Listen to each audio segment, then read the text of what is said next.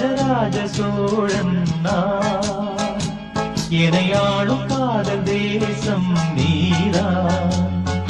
ராஜராஜ சோழன் நான், எனையாளும் காதல் தேசம் நீதான். பூவே காதல் தேவே,